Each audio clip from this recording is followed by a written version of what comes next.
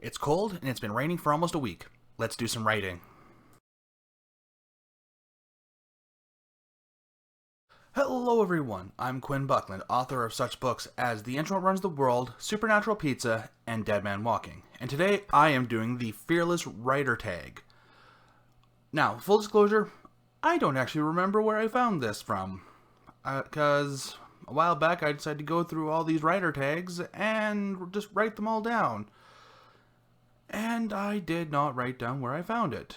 And I don't think I found it at the original creator anyway. I think I just found it when, hey, this is a cool writer tag, and just decided to go from there. So, if anybody knows where this comes from, I will tag them in my information. But until then, I don't know where it comes from. So anyway, let's start this writer tag, shall we? Question number 1. What is the biggest lie you tell yourself as a writer? For me, this is really, really simple. I tell myself that this next book is going to be the one that gets me known. This next release, this is going to be the one. And in all honesty, this is really just wishful thinking. And do I think it's going to happen? Do I want it to happen? Of course. But I can only do what I can do. And you know, so long as I'm improving and trying to get better and better every time, well, what else is there? Question 2. Does the first draft scare or motivate you? And in all honesty, it does neither.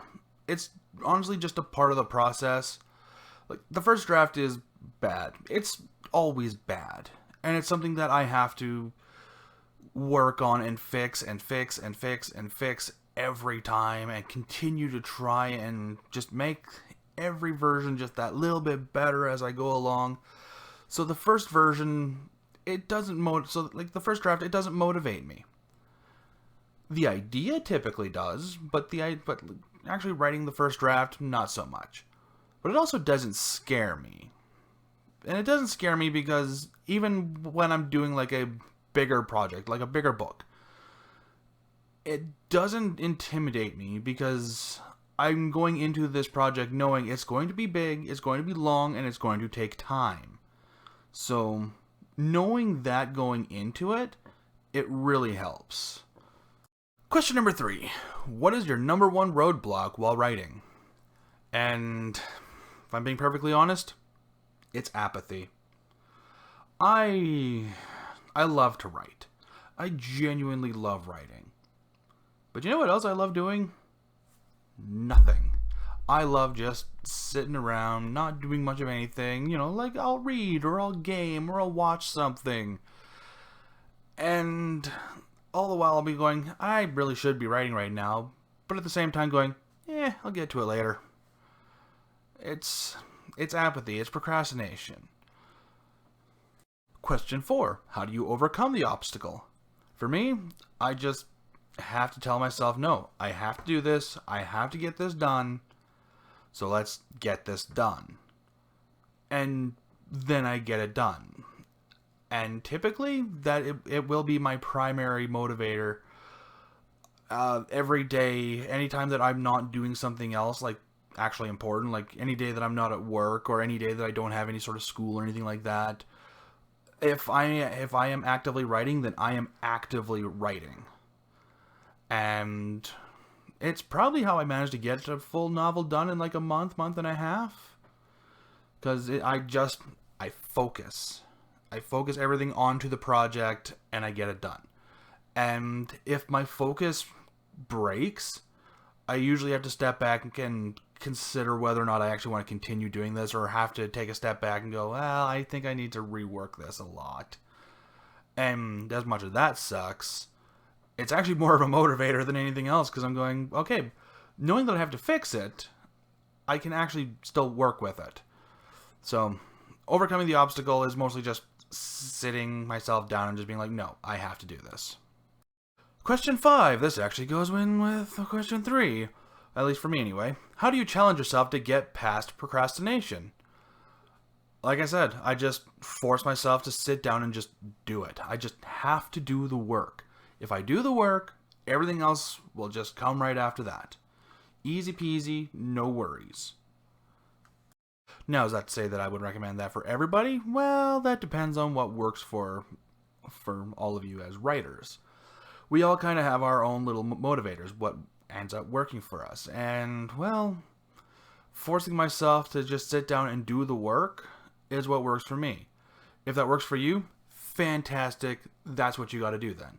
If that doesn't work for you and you find that you have to have a certain level of motivation in order to get anything done, well, then you kind of got to figure out what you have to do to get yourself in that seat and just typing words.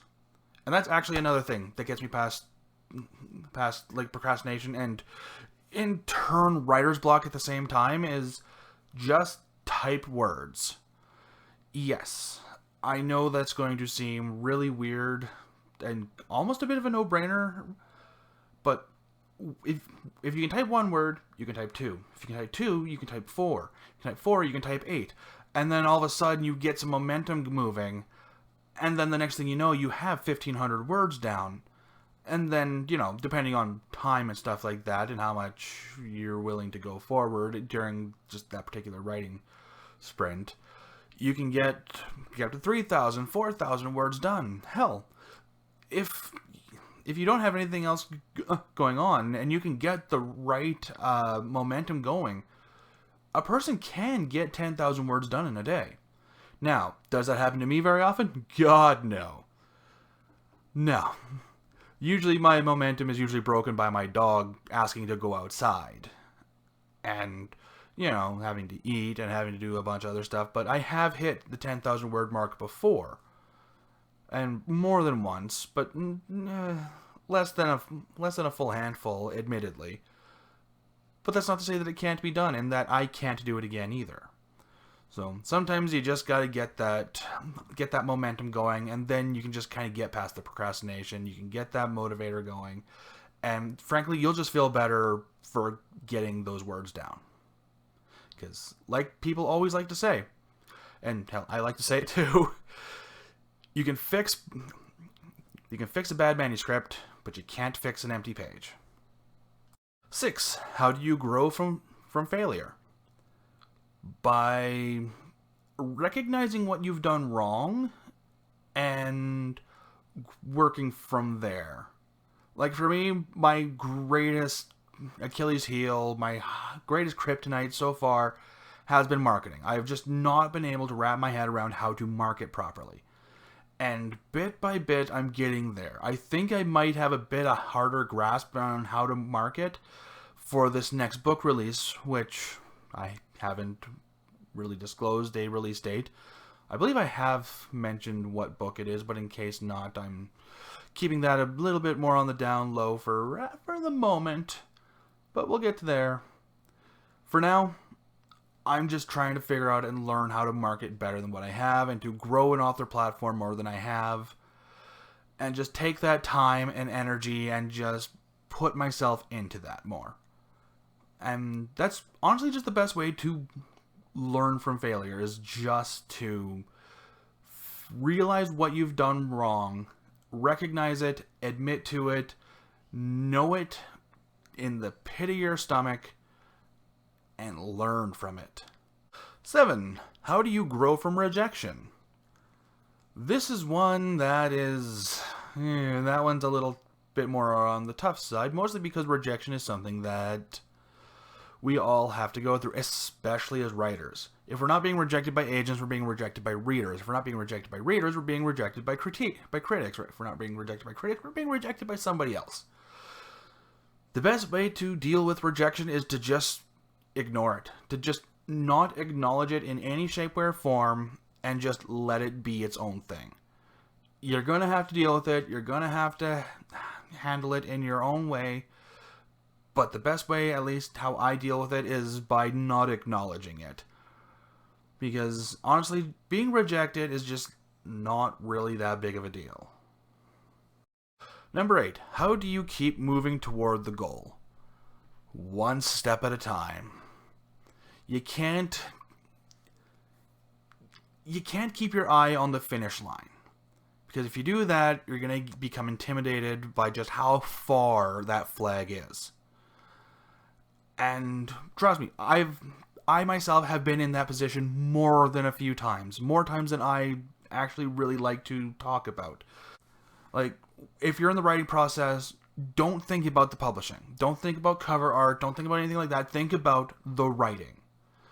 Once you have that first draft done, then you can think about your edits and your rewrites and your repurposing and all that, and just focus on that. Focus on where you are in the moment and how you're going to get to the next step. That is probably the best way that at least I have found to keep moving toward the goal, is to not look in the distance, but be present in the moment and just keep moving forward. Number 9. If fear wasn't holding you back, what would you do to further your dreams? I mean, if I'm being perfectly honest, fear isn't holding me back. It's apathy, really. I'm not afraid of, well, there might be a little bit of fear of success because it's a complete and total new world in a lot of ways. But once that success comes, I have no doubt in my mind that I will be accepting it. And, well, fear doesn't stop me. Number 10. What is one thing you want to do this year that scares you?